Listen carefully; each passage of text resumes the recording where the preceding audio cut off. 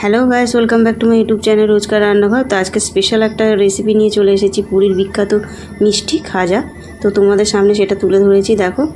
এবার আমি প্রথমে কি করব, ওভেনে আমি কড়া চাপিয়ে দিয়েছি, তার মধ্যে 1 বাটি জল দিয়ে দিয়েছি, আর দিয়ে দিয়েছি 1 বাটি থেকে একটু কম চিনি। ঠিক আছে, এর মধ্যে দিয়ে এবার চিনিটাকে গলতে দিতে হবে, যেহেতু আমি চাশনি করব, চিনির চাশনি করব। চাশনিটা একটু গাঢ় গাঢ় হবে, একটু ফুটতে থাকুক, ততক্ষণে আমি ময়দার ডোটা করে ফেলি। এবার আমি 1 বাটি ময়দা নিয়ে নিয়েছি, তার মধ্যে একটুখানি টেস্টের জন্য নুন নিয়ে নিয়েছি সামান্য, আর নিয়ে নিচ্ছি 3 চামচ ঘি। ঘিটা দিলে পরে খুব ভালো হয়, ঘিটা তোমরা দেওয়ার চেষ্টা করবে, ঘিটা অবশ্যই দেবে যাতে খাস্তা হয়।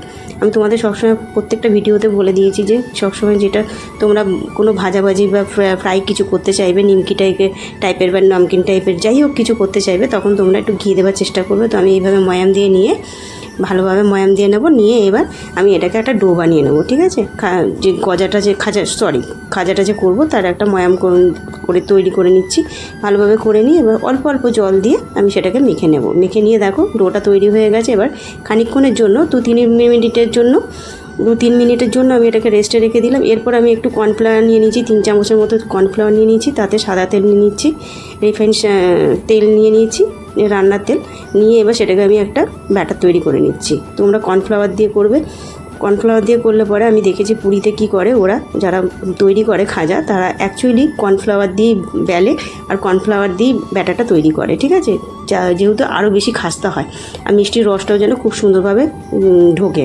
তো যাই হোক, আমার দেখো মিষ্টির রসটা এবার মানে যেটা চাশনিটা সেটা হয়েও গেছে। এটা আঠালো একটু হয়ে গেলে ওটা বন্ধ করে দেবে গ্যাসে। আর আমি তার মধ্যে ওভেনে ননস্টিকে একটা প্যান বসিয়ে দিয়েছি তেলটা গরম হওয়ার জন্য। মিডিয়াম টু লো ফ্লেমে তোমরা তেলটাকে গরম করতে দেবে।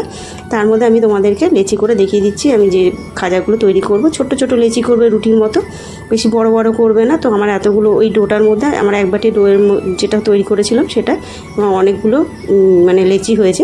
তো আমি এবার একটা রুটির মতো করে বেলে নেবো। তো আমি কর্নফ্লাওয়ার দিয়েই বেলেছি, তোমরা কর্নফ্লাওয়ার দিয়েই বেলো। আমি দেখো এইভাবে একদম পাতলা করে বেলে এই যে রুটির মতো করে বেলবো। তো তোমাদের এই রেসিপিটা খুবই ভালো লাগবে, যেহেতু এখন রথের স্পেশাল, তো এখন রথ চলছে, সেহেতু তোমাদের জন্য এই খাজাটা নিয়ে এলাম। পুরীর খুব ভালো একটা মানে কি বলবো বিখ্যাত মিষ্টি।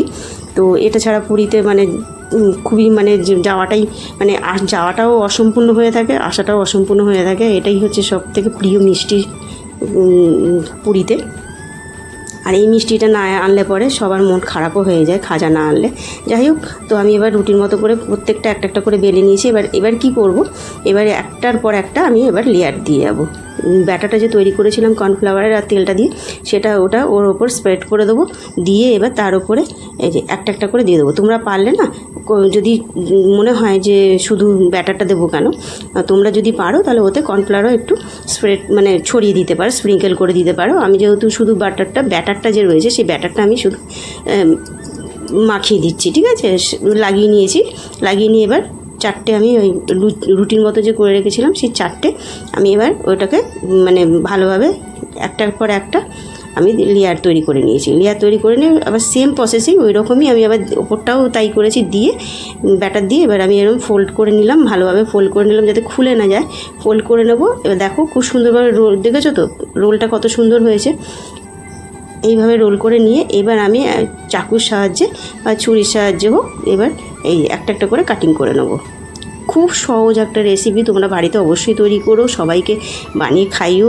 আর এই রেসিপিটা সবাইকে শেয়ার করো, তোমাদের খুব ভালো লাগবে। আর আমি চেষ্টা করবো, আমি তোমাদেরকে কথা দিয়েছি যে আমি চেষ্টা করবো তোমাদেরকে নানা রকম রেসিপি সামনে তুলে আনবো। তোমাদেরকে ভালোও লাগবে তোমাদের, আর তোমরা বাড়িতে তৈরি করে সবাইকে খাওয়াতেও পারবে, তাই না? এবার আমার রেসিপিটা রোজকার রান্নাঘর মানেই খুব সহজ সিম্পল রেসিপি আমি নিয়ে আসি।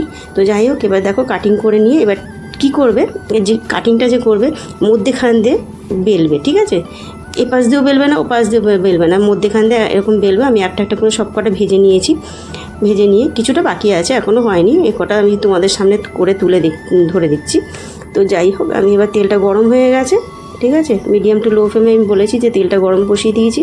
তোমরা বেশি তাতাবে না তেলটাকে, তাহলে পুড়ে যাবে আর খাস্তাও হবে না। তোমরা যত কম আঁচে করবে তত তোমাদের এই খাজাটা খুব ভালো হবে। আস্তে আস্তে ফুলেও যাবে। আর দেখো খুব মচমচে হবে, ভীষণ মচমচে হবে, খুব ভালো লাগবে। তোমরা পারলে এটাকে ডালডা দিয়েও করতে পারো, আমি এটা রিফাইন তেল দিয়ে ভেজেছি। তো পুরীতে যেহেতু ডালডা দিয়েই ভাজে, ঠিক আছে, আর আমি ডালডা দিয়ে ভাজিনি, ডালডাটা আমি ফেভার করি না, ওই জন্য আমি ভাজিনি, আমি সাদা তেল দিয়ে ভেজেছি। তো এইভাবে একটা একটা করে ভেজে এই দেখো সব কটা দিয়ে এবার একটা একটা করে ওলট পালট করে দিচ্ছি, যাতে একটু লাল লাল হয়ে যায়। বেশি সাদা সাদা আবার ভালো লাগে না, একটু লাল লাল হয়ে গেলে পরে দেখতেও ভালো লাগবে আর খেতেও ভালো লাগবে। আর এইটা তোমরা মানে তৈরি করে নিয়ে তোমরা 1 সপ্তাহের জন্য তোমরা এটাকে স্টোর করে রেখেও দিতে পারো, কোনো ব্যাপার নেই। খাজা অনেক দিন থাকে। আর তোমরা যতটা পারবে যে চাটনিটা, যে চিনির চাটনিটা, সেটা একটু গাঢ় করার চেষ্টা করবে, যাতে মিষ্টির রসটা খুব সুন্দরভাবে এটার মধ্যে ধরে যায়, খাজাটার গায়ে যেন বসে যায়, ঠিক আছে। তো দেখো একটু লাল লাল হয়ে গেছে, এবার এরকম লাল লাল হয়ে গেলে এবার তোমরা তুলে নেবে। বেশি লাল লাল করতে যেও না, তাহলে পুড়ে যাবে, তেতো তেতো লাগবে। তো আমি এইভাবে সব কটা ভেজে নিয়েছি। ভেজে নেবার পর আমি চাটনি তুলে দেবো।